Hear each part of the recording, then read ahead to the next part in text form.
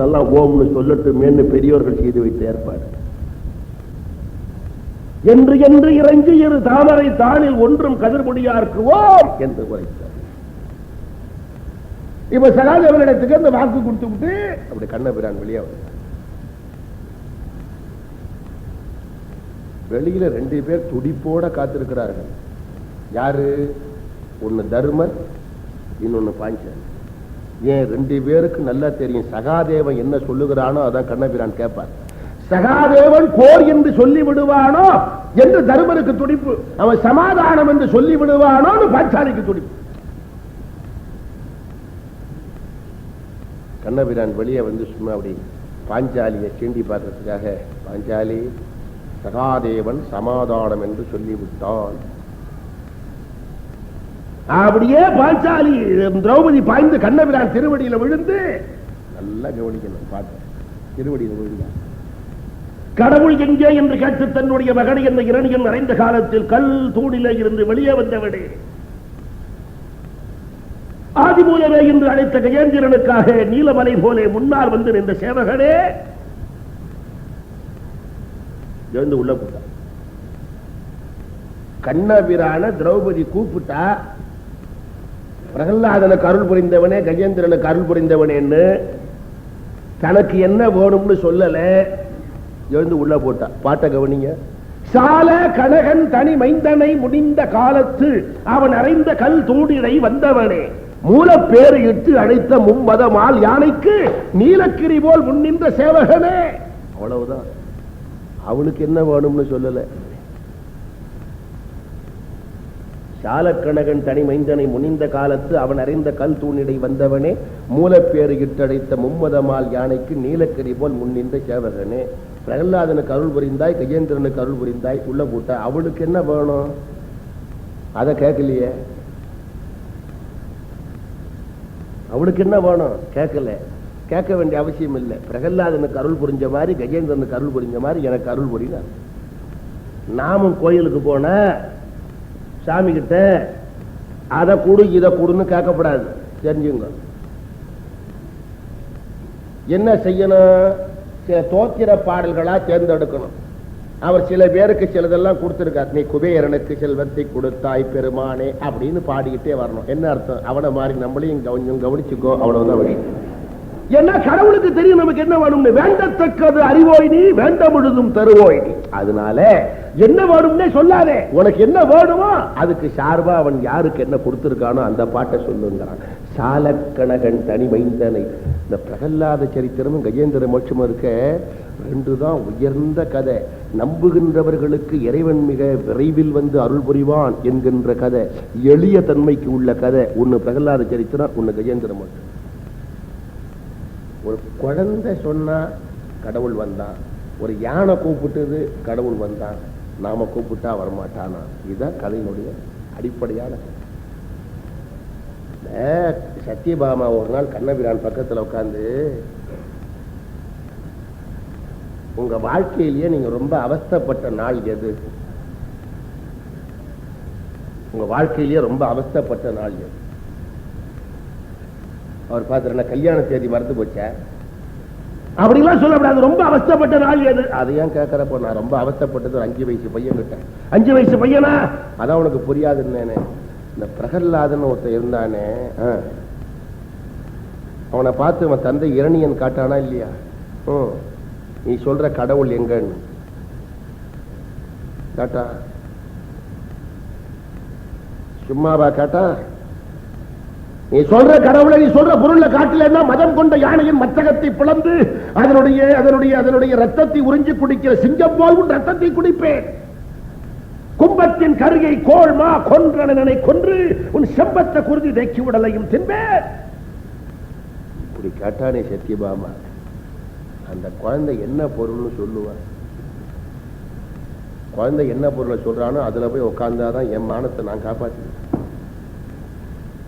ஏன்னா குழந்தைக்கு எல்லா பொருளும் பிடிக்கும். நம்ம வீட்டு குழந்தைய கடத்தருக்கு கூட்டிக்கிட்டு போய் 25 ரூபாய்க்கு உயர்ந்த சாக்லேட்டா வாங்கி கொடுங்க டப்பா. அதை வாங்கி கையில எடுத்துக்கிட்டு கடையை விட்டு இறங்கும் போதே, அப்பா ஜவ்வு மிட்டாய், ஏடா இவ்வளவு உயர்ந்து சாக்லேட் வாங்கு ஜவ்வு முட்டாய். சத்யபாமா அவனும் குழந்தைக்கும் எல்லாம் பிடிக்கும். அவன் என்ன பொருளை சொல்லுவான்னு எனக்கு தெரியல. அவன் சொல்ற பொருளை போய் உட்கார்ந்தாதான் என் மானத்தை காப்பாத்திக்கலாம். அந்த குழந்தை என்ன பொருளை சொல்லுவான்னு தெரியாததுனால ஒரே நேரத்தில் நான் உலகத்தில் உள்ள எல்லா பொருள்களிலும் போய் தங்கியிருந்தேன். இதை விட என்ன அவஸ்தை ஓடும்னு கேட்டேன். அப்போ குழந்தை நம்பிய பொருளிலே எல்லாம் இறைவன் வந்து தங்குவான் என்பது அவன் எளிய தன்மைக்கு சார்ந்து. கஜேந்திர மோட்ச கதையை அப்படித்தான். ஒரு பெரிய ஆஸ்தான புலவர் ஒருத்தர், அவர் எப்ப வெளியே புறப்பட்டாலும் இந்த மாதிரி ஒரு பொன்னாடை, ஒரு மகர கண்டி, நவரத்ன கண்டி, ஒரு பெரிய ருத்ராட்சம், 10 விரல்ல வைர மோதிரம், காதுல மகர குண்டலம். அவருக்கு 22 சிஷ்யன். வெளியே புறப்பட்ட இந்த கையை பிடிக்க 11 பேர், இந்த கையை பிடிக்க 11 பேர். அவர் சிஷ்யர்கள்ல ஒருத்தனுக்கு அளவு கடந்த கிருஷ்ண பக்தி. அவனுக்கு பக்தி இருக்கிற அளவுக்கு புலமை இல்லை. இருந்தாலும் கிருஷ்ணனை பத்தி ஒரு பாட்டு எழுதணும்னு ஆசை. எங்கேயாவது கிருஷ்ணனை பத்தி கதை தெரிஞ்சாலவா எழுதலாம்னு பார்த்து தேடினா, எங்கேயோ ஒரு இடத்துல என்ன மாதிரி அரைகுறையா கதை சொல்றவன் அவன் கஜேந்திர மோட்சம்னு போட்டு பிராக்கெட்ல கண்ணன் கருணையை காட்டும் கதைன்னு போட்டிருந்தான். என் போய் உட்கார்ந்துட்டான். அவர் ரொம்ப விரிவா கதையை ஆரம்பிச்சு ஆதவ கீர்த்தன ஆரம்பத்தில் தினத்தோறும் கஜேந்திரன் என்ற யானை பொய்கையில் பூக்கின்ற மலரை துதிக்கையால் பற்றி திருமாலுக்கு அர்ச்சிப்பது வழக்கம். அப்படி அது தினமும் அர்ச்சிக்கின்ற பொழுது ஒரு நாள் காலையில் அது மலரை பறிக்க இறங்குகிற பொழுது முதலை ஒன்று அதனுடைய கால்களை கட்டி பிடித்துக் கொண்டது. அது ஆதி மூலமே என்று அலறியது. மற்ற கதை நாளை தொடரும்னு போட்டான். இவனுக்கு பார்த்தா மிச்ச கதை என்னன்னு தெரியலையே, நாளைக்கு வந்து கேட்டு எழுதுற அளவுக்கு பொறுமை இல்லை. அவன் என்ன பண்ணா, இது வரைக்கும் கேட்ட கதையை பாதி கதையை எழுதி போடுவோம், மீதி கதையை நாம கற்பனை பண்ணி எழுதி போடுவோம்னு இந்த பாதி கதையை கேட்டபடி எழுதி விட்டு ஆதி மூலமே என்று கஜேந்திரன் அலறியது. அதற்கு அருள் புரிய கண்ணன் புறப்பட்டார். தன் மேலே மேலாடை இல்லாமல் இருப்பதை பார்த்து பக்கத்தில் இருந்த சத்யபாமா தாவணியை உருவி தன் மேலாடையாக போட்டுக் கொண்டு வந்து யானைக்கு அருள் புரிந்தார். பாட்டை கொண்டு போய் குரு கிட்ட கொடுத்து திருத்தி கொடுங்கன்னா குரு வாங்கி சுக்கு நூறா கழிச்சு போட்டு, உன்னுடைய பாட்டுல பக்தியா இருக்கு, பக்தி காமம் காமம். இந்த பாட்டை படிக்கிறவனுக்கு பக்தியா வரும், காமம் அல்லவா வரும். சத்யபாமா தாவணியோடு கண்டபிரான் வந்தாங்க, எழுதலாமா? அவன் பார்த்தா நாம ஏதோ தெரிஞ்ச அளவுக்கு எழுதினோம், தப்பா இருந்தா குரு இதை கிழிக்காம இருக்கலாமே, இருக்கட்டும் விட்டுட்டான். 4 நாள் போச்சு. இந்த குரு ஒரு எண்ணெய் தேய்ச்சி குளிக்க உக்காந்தார். தங்க பாத்திரத்துல வெள்ளி ஸ்பூன் போட்டு நல்லெண்ணெய் மிளகு போட்டு காய்ச்சி இடுப்புல சின்னதா ஒரு கோவணத்தை மட்டும் கட்டிக்கிட்டு அப்படி உக்காந்து கையில அப்படி எண்ணெயை தூக்கி போட்டு வெத்து உடம்புல காய்ச்சிக்கிட்டு இந்த பாட்டு எழுதின சிஷ்யன் ஓடி வந்தான். குருவே மோசம் மோசம், நான் என்ன உங்க பையன் பக்கத்து வீட்டு கிணத்துல விழுந்துட்டான். அவ்வளவுதான். அவர் எழுந்திருந்து தெருவில் இறங்கி என்ன பாத்திரம் உருண்டது தெரியாம எந்த கிணறு எந்த ஊடு, எந்த கிணறு எந்த ஊடு, எந்த கிணறு எந்த ஊடு. இவன் பின்னாலேயே போனா பையன் கிணத்துல வெளில உள்ள இருக்கா, வாங்க என்ன விளையாடுற, கிணத்துல விழுந்தாங்க உள்ள இருக்காங்க, எனக்கு ஒண்ணுமே புரியலையே. சிஷ்யன் கேட்டான், பையன் கிணத்துல விழுந்துட்டான்னு சொன்ன உடனே இடுப்புல கட்டி இருக்கிறது சின்ன கோவணம் தாங்கிறதையும் மறந்து தெருவில் இறங்கி ஓடினது யார் தெரியுமோ? வெளியே புறப்பட்டா பொன்னாடை இல்லாம, மகரகண்டி இல்லாம, வைர மோதிரம் இல்லாம, 22 சிஷ்யம் இல்லாம வெளியே போகாத குரு பையனுக்கு ஆபத்துன்னு கேள்விப்பட்டா கட்டியிருக்கிற ஆடையை பத்தி கவலைப்படாம வரலாம் என்றால் எல்லா உயிருக்கும் நாயகனாகிய கண்ணபிரான் கஜேந்திரன் என்கிற யானை அழைத்த போது சத்யபாமா தாவணியோடு வந்தா என்னையா தப்புன்னு திரும்ப கேட்டான்.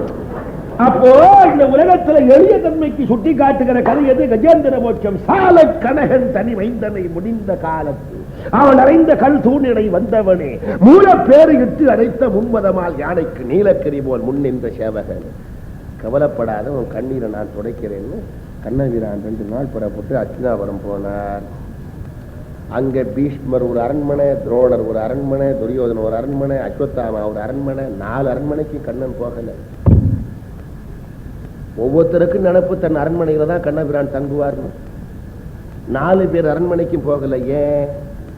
ஏதேனும் ஒரு காரணத்தினால நெஞ்சில கொஞ்சம் ஆணவம் கொண்டவனா இருந்தாலும் இறைவன் போக மாட்டான். பீஷ்மருக்கு ஞானத்தால் தான் உயர்ந்தவன் என்ற ஆணவம் உண்டு. துரோணருக்கு குலத்தால் உயர்ந்தவன் என்ற ஆணவம் உண்டு. துரியோதனனுக்கு செல்வைத்தால் உணர்ந்தவன் என்ற ஆணவம் உண்டு. அஸ்வத்தாமாவுக்கு வீரத்தால் உயர்ந்தவன் என்ற ஆணவம் உண்டு. 4 பேர்கிட்டையும் கண்ணபிரான் போகல. அவரவர்கள் வாசல் நின்று வரவேண்டும் வரவேண்டும். கண்ணபிரான் நாளைக்கு வரேன் நாளைக்கு வரேன் நாளைக்கு வரேன்னு புதுமகளுக்கு புதல்வன் என்று அடிக்கடி துரியோதன் பேசுகிற விதுரர் குடிசைக்குள்ள போய் நுழைஞ்சார். விதுரனால நம்ப முடியல. கிள்ளி பார்த்து, கண்ணனா என் குடிசி இல்லையா? நம்ப முடியலையே. கண்ணா கண்ணா, நீயா என் குடிசைக்கு வந்திருக்க? கண்ணா கண்ணா, என்னால் நம்பவே முடியலையே. நீ 4 இடத்துல தான் இருப்பேன்னு சொல்வார்கள். 4 இடத்துல தான் இருப்பேன்னு சொல்வார்கள்.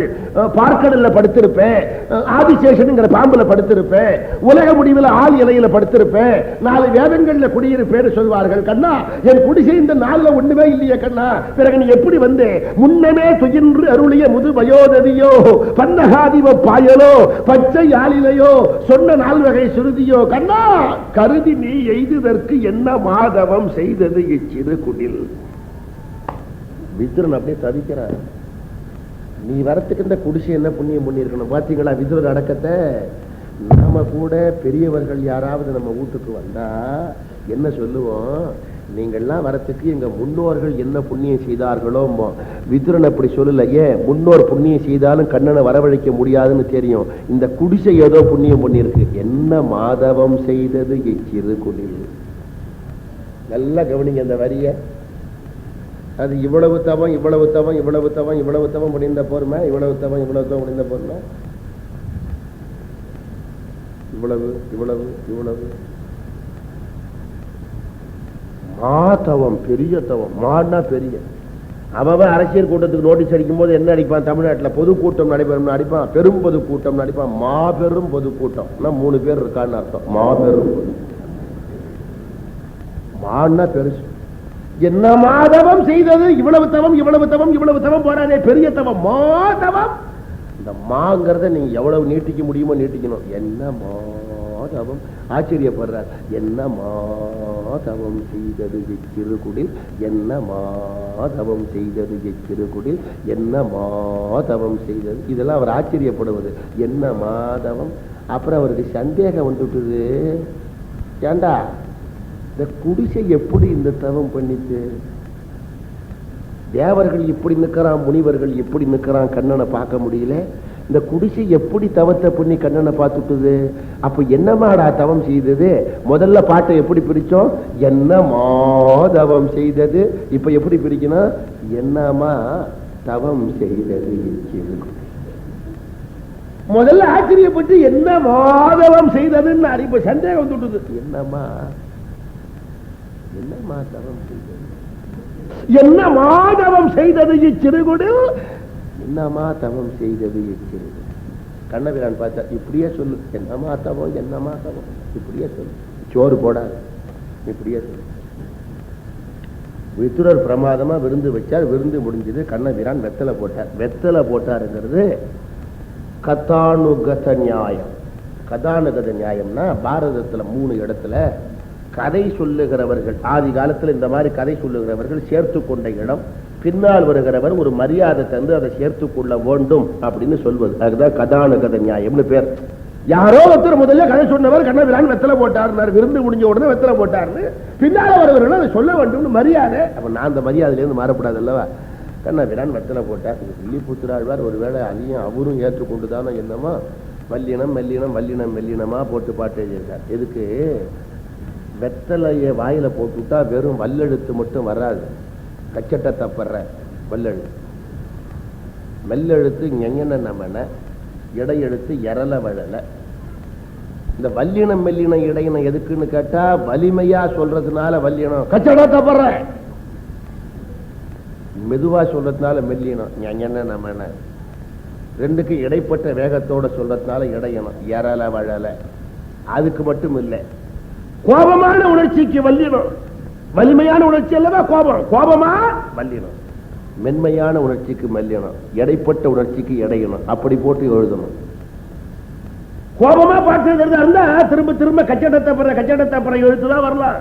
கம்மனை பாருங்க, சுக்ரீவன் போய் வாலிய போருக்கு கூப்பிடுறான் கோபமா. கஷடத்தபுரங்கள் 6 எழுத்த மாத்தி மாத்தி மாத்தி மாத்தி போட்டு எப்படி பாட்டு எழுதியிருக்கா பாருங்க கம்பன். இடித்துறப்பி வந்து போர் எதிர்த்தியே நடற்பன் என்ற அடித்தலங்கள் கொத்தி வாய் மடுத்தடு துளங்கு தோல் உடைத்து நின்ற பூசல் அங்குரங்கு வாலி தின் செவி தொலைக்கனே. பாட்டை பார்த்தீங்களா? கச்சடத்தபுர இடித்துறப்பி வந்து போர் எதிர்த்தியே நடற்பன் என்ற அடித்தலங்கள் கொத்தி வாய் மடுத்தடு துளங்கு தோல் உடைத்து நின்ற பூசல் அங்குரங்கு வாலி தின் செவி தொலைக்கனே. கச்சடத்தபுர தான் திரும்ப திரும்ப வரும். இப்ப சூர்பனக அழகான பெண்ணா போய் ராமபிரான மயக்க போறா, காதலிக்க போறா. காதல் மென்மையானது, அதனால கம்பன் மெல்லெடுத்து போட்டு பாட்டு எழுதுறான் பாருங்க. அவன் மெதுவா நடந்து போறா. பஞ்சி ஒளிர் விஞ்சி குளிர் பல்லவமனுங்க செஞ்சரிய கஞ்சம் சீரடியலாகி அம்சொல் இளமங்க என அண்ணன் என வந்தாள். காதலிக்க போறதுனால மெல்லெடுத்து போடுறான். பஞ்சி ஒளிர் விஞ்சி குளிர் பல்லவமனுங்க செஞ்சரிய கஞ்சம் சீரடியலாகி அம்சொல் இளமங்க என அண்ணன் என வந்தாள். அங்க போருக்கு போறான். இடி துறப்பி வந்து போர் எதிர்த்தியேல் அடற்படன் அடித்தலங்கள் கொட்டி. அதான் கம்ப சித்திரம். நாமளும் அந்தந்த பாட்டை படிக்கும் போது அந்தந்த உணர்ச்சியோட படிக்கணும். இப்ப காதலிக்க போற பாட்டை எடுத்து பஞ்சு ஒளிர் விஞ்சு குளிர் பல்லவம் மணுங்க.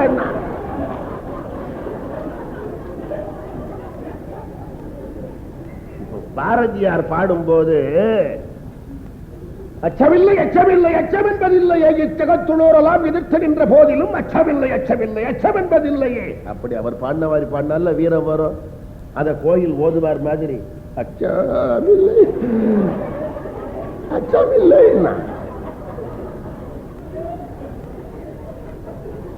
வாய் நிறைய வெத்தலைய போட்டுட்ட வல்லெழுத்து வராது. ஒருத்தர் வாய் நிறைய வெத்தலை சீவல் புகையில போட்டு ரயில்ல உட்கார்ந்து இருக்கார். நாம எதிர் சீட்ல உட்கார்ந்து அவரை பார்த்து சார் எந்த ஊருக்கு போறீங்கன்னு கேட்கிறோம். அவர் போற ஊரு தூத்துக்குடி. சொன்னா என்ன? அதனால அவரு நாமளும் தெரியும் தெரியும் சொல்லுவோம். தூத்துக்குடியில 6 எழுத்து வல்லெழுத்து பாத்தீங்களா? தூயித்து தூயிக்கு கூட்டி 4 எழுத்து 6 எழுத்து வல்லெழுத்து. அதனால இப்ப கண்ணபிரான் பாட்டு கூட அப்படி வெள்ளிபுத்திராழ்வார் இருக்கார். வித்துரர் கேட்டார், கண்ணா என்ன காரியமா வந்தாயின்னு. பாண்டவர்களுக்குள்ள நாட்டை தருவானா இல்லையான்னு கேட்க வந்தேன்னார். ஆஹா நீ வரலாமான்னு விதுரர் பேச ஆரம்பித்தார். வித்துரருக்கும் கண்ணனுக்கும் இடையில் நுடங்கிய உரையாடல் முதல் உள்ளத்தை உருக்கும் குந்தி கர்ணன் சந்திப்பு வரைக்குமான கிருஷ்ணன் தூது பகுதியின் மற்ற பகுதி நாளை என்று கூறி நிறைவு செய்கிறேன். நன்றி வணக்கம். அப்படி விதுரர் கண்ணபிரானை வரவேற்று பிரம்மாண்டமான ஒரு விருந்து வைத்து என்ன காரியமா வந்தாய்னு கேட்டார்.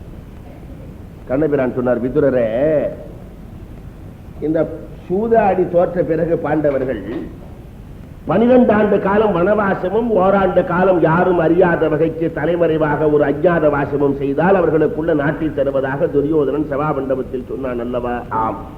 அப்படி அவர்கள் இப்பொழுது 12 மற்றும் 13 ஆண்டு கால வாழ்க்கை முடித்து விட்டார்கள்.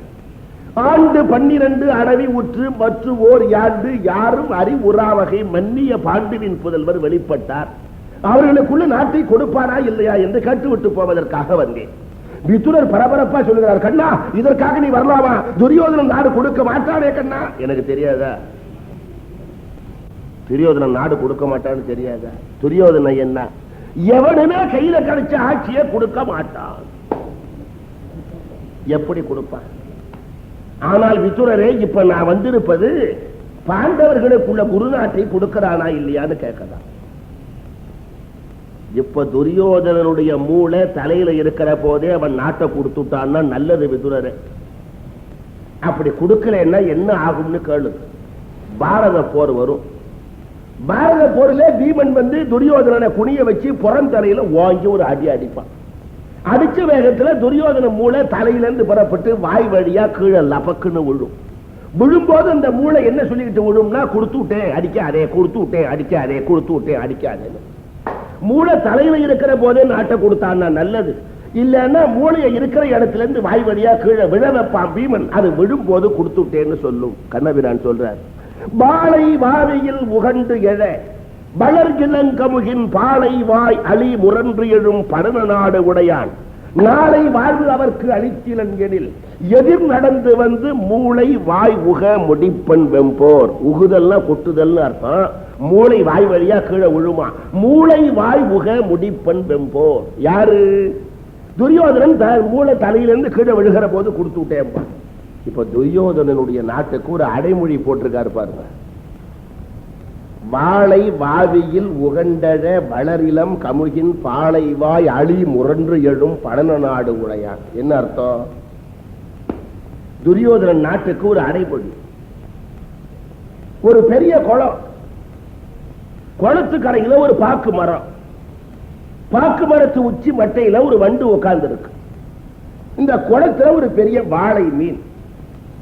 குளத்துல கிடக்கிற வாழை மீனை பற்றி பாக்கு மரத்து உச்சி மட்டையில உட்கார்ந்து இருக்கிற வண்டு கவலைப்படாது.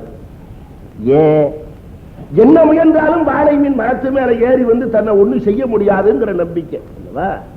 ஆனா வண்டு அப்படி நினைச்சிருக்குமே தவிர, இந்த வாழை மீன் எங்க மரம் ஏறி வந்து தன்னை என்ன செய்ய முடியும்?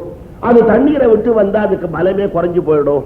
அது கண்டிப்பா மரமேறி வந்து தன்னை ஒண்ணும் பண்ண முடியாதுன்னு மற்ற மேல உட்கார்ந்து இருக்கிற வண்டுக்கு ஒரு தைரியம்.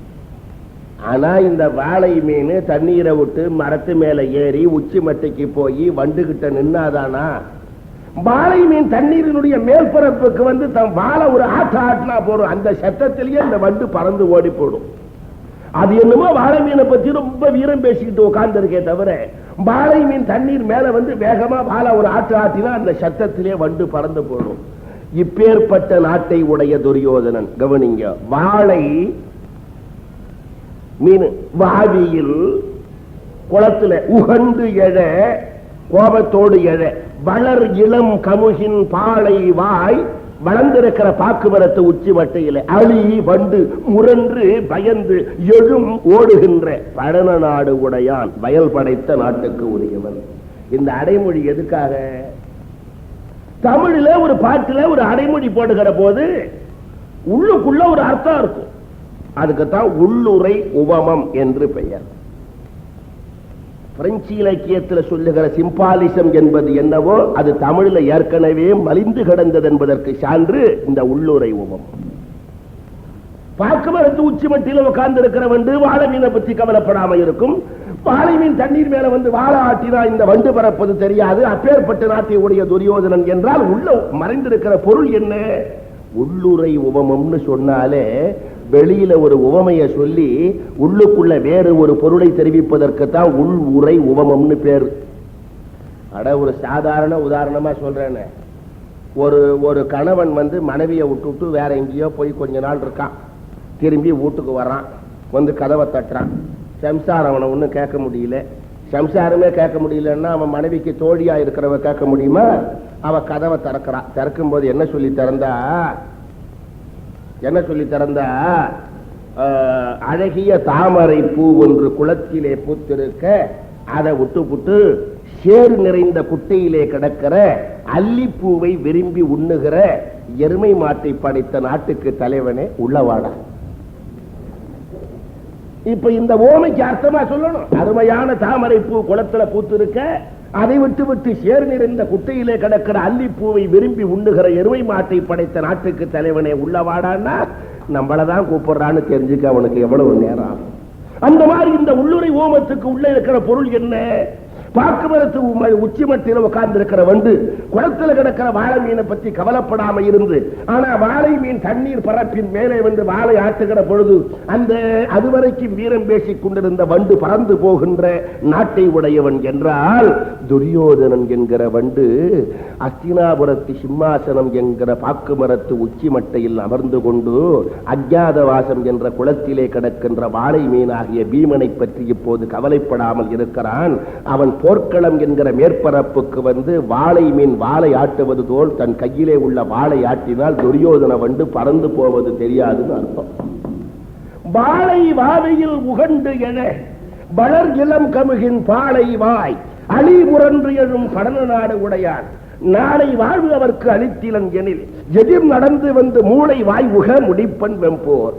அதனால விதுரனே, நீ இப்போ படுத்துக்க, நாளைக்கு காலையில நாம சபைக்கு போவோம், அவன் நாடு கேட்டு பார்ப்போம், கொடுத்தான்னா பார்ப்போம். சரி நீர் படும். விதுரர் போய் இரவு தங்கினார். கண்ணபிரானும் விதுரரும் அடுத்த நாள் காலையில சபைக்கு போகிறார்கள். கண்ணனே தூது வருகிறார் என்று சபையில பிரம்மாண்டமான கூட்டம், மாமன்னர்கள் பல பேர் வந்து கூடியிருக்கிறார். சகுனி எங்கேருந்து வந்தான் துரியோதனன் கிட்ட. துரியோதனா கவனி, பாண்டவர்கள் ஏவி விட்டு அவர்களுக்காக தூது வந்திருக்கிறான் கண்ணன். நீ ஒரு தூதுவன் என்கிற மரியாதையோடு அவனுக்கு ஒரு அரண்மனை ஏற்பாடு செய்திருக்கிற போது உன்னுடைய அரண்மனையிலே தங்கினானா பார்த்தாயா? உன்னை அவமதித்து விட்டான் பார். எப்போது தூதுவனாக வந்திருக்கிறவன் துரியோதனா உன்னை மதிக்கவில்லையோ நீ அவனை மதிக்காதே. நீ அவனை மதிக்கவில்லை என்பதை கண்ணன் சபைக்கு வந்த பிறகு காட்டி பயன் இல்லை. கண்ணபிரான் சபைக்குள்ளே நுழைகிற பொழுது அவனை யாரும் மதிக்கவில்லை என்று தெரிந்து கொள்ள வேண்டும். ஆகவே கண்ணன் இந்த சபைக்கு வருவதற்கு இன்னும் சிறிது நேரம் இருக்கிறது. இப்பொழுதே இங்கே உள்ள மன்னர்களை எல்லாம் பார்த்து கண்ணபிரான் சபைக்குள்ளே நுழைகிற பொழுது யாரும் அவனை வணங்கக்கூடாது என்று ஒரு உத்தரவு போடும். அப்படி கண்ணபிரான் சபைக்குள்ளே நுழைகிற போது யாரும் வணங்காமல் இருப்பார்கள். உடனே கண்ணபிரான் யாருமே என்னை வணங்கவில்லையே என்று அவமானப்பட்டு திரும்பி போய்விடுவான். துரியோதனா, எப்படி என்னுடைய ஆலோசனை? மாமனே மாமனே, யார் சொல்வார்கள் ஆலோசனை? அப்படியே துரியோதனை இருக்கிற மன்னர்களுக்கெல்லாம் அப்படி முகத்தை பார்த்து, எல்லாரும் கவனியுங்கள், காவல் மன்னர் முகங்கள் தோறும் இரு கண்பரப்பி, வேந்தர்களே, பாண்டவர் ஏவரின் கண்வரும் தூதனாம் இடையன் இப்போது சபைக்கு வருகிறார். யாராவது எதிர் சென்று அவனை கையெடுத்து கும்பிட்டு வரவேற்றால் அவர்கள் ஊரை நெருப்பு வைத்து கொளுத்துவேன். இது துரியோதன ராஜ்யத்தில் அடிக்கடி நடக்கிற பழக்கம். காவல் மன்னர் முகங்கள் தோறும் இரு கண்பரப்பி, பாண்டவர் ஏவரின் கண்வரும் தூதனாம் இடையன் ஓவல் இன்று எதிர் சென்று வரவேற்றால் அவர் ஊரை தீவிரம் செய்விப்பார். அவன் கைய கட்டிக்கிட்டான். நமக்கு ஏண்டாவும், நாம பாட்டுக்கு கும்பிடுவான, அப்புறம் இவன் நம்ம ஊரை கொளுத்துவான, நமக்கு ஏன் வம்பு? அவன் கைய கட்டி. அடாடாடா, கண்ணபிரான் அப்படி சபைக்குள்ள நுழைஞ்சார். ஒருத்த உள்ளத்துல என்ன தோன்றியதோ அதே எண்ணம் எல்லார் உள்ளத்திலையும் தோன்றியதான். ஒருத்த நினைச்சபடியே எல்லாரும் நினைச்சானா. என்ன நினைச்சான்? ஒத்த 2 பேர் கும்பிட்டாதானே அவன் ஊரை கொளுத்துவான். எல்லாரும் கும்பிட்டா யாரு ஊரன்னு கொளுத்துவான். இப்படியா எல்லாரும் நினைச்சவன் கண்ணபிரான் சபைக்குள்ள நுழைஞ்ச போது எல்லாரும் எழுந்திருந்து துரியோதனன் கேட்டா, மாமனே மாமனே, யார் யார் ஊரை கொளுத்துவது? வா, ஊரையும் என் ஊரையும் தான் கொளுத்தணும். பேச என்ன அருமையான கருத்து இந்த இடத்துல தத்துவம். கடவுளை வணங்காதே என்று சட்டம் போட்டால் நடக்காது. கடவுள் வணக்கம் என்பது மனிதனுக்கு இயற்கையாகவே உள்ளத்தில் ஊறி பிறந்திருக்கிற இயற்கை குணம். இன்பான் நேச்சர். நீங்க 10 விளையாட்டு பொம்மையை போடுங்க, அதுல ஏதோ ஒரு மீனாட்சி காமாட்சி மாதிரி உருவம் உள்ள ஒரு மரப்பாட்சியும் சேர்த்து போடுங்க. இந்த மாதிரி 4 குழந்தைகிட்ட கொடுங்க. அதுல அந்த மரப்பாட்சியை மட்டும் தனியா எடுத்து வச்சு அது உம்மாட்சின்னு கும்பிட்டு விட்டு மற்ற பொம்மையை வச்சுக்கிட்டு தான் விளையாடும். யாரு சொல்லி கொடுத்தா?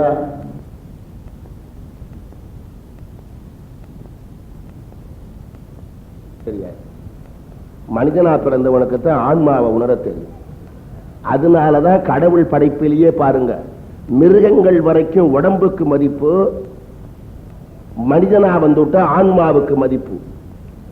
மிருகத்தினுடைய ஆன்மாவுக்கு மதிப்பு இல்லை, மனிதனுடைய உடம்புக்கு மதிப்பு இல்லை. மிருகம் வரைக்கும் உடம்புக்கு மதிப்பு, மனிதனா வந்துட்டா ஆன்மாவுக்கு மதிப்பு. நல்லா கவனிக்கணும். மனிதனுடைய உடம்புக்கு ஏதாவது பலன் உண்டா? இறந்து போட்டா. ஆனா ஆடு உயிரோடு இருந்தா 100 ரூபாய், அறுத்து மாட்டினா 500 ரூபாய் இல்லையா? மனிதனுக்கு நம்ம வீட்டுல ஒருத்தர் செத்து போட்டாரியா, $10 எடுத்துக்கோ, நான் $10 தரேன், அவரை சீக்கிரம் ரிமூவ் பண்ணும். ஒரு தமிழ் சித்திரம் ஒருத்தர் பாடுறாரு பாருங்க, மண்ணு பானைக்கு வெங்கல பானைக்கு இருக்கிற மதிப்பு உங்க உடம்புக்கு இல்லை. என்னடா வீட்டுல மண்ணு பானை அடிக்கிருக்கோம், மண்ணு பானை பக்கம் எலி ஓடுது, நம்ம மருமகள் வேகமா ஓடி போய் மண்ணு பானையை பிடிச்சுக்கிறா, உடஞ்சிடப்படாது. வெங்கல பானையை தேய்ச்சி மேல வைக்கிறோம், கீழே வந்துடுது, தூக்கி அறிஞ்சுடுறாங்க. மருமகள் ஓடி போய் வெங்கல பானையை எடுத்து பீரவை திறந்து மாமியார் பட்டு புடவையா தேடி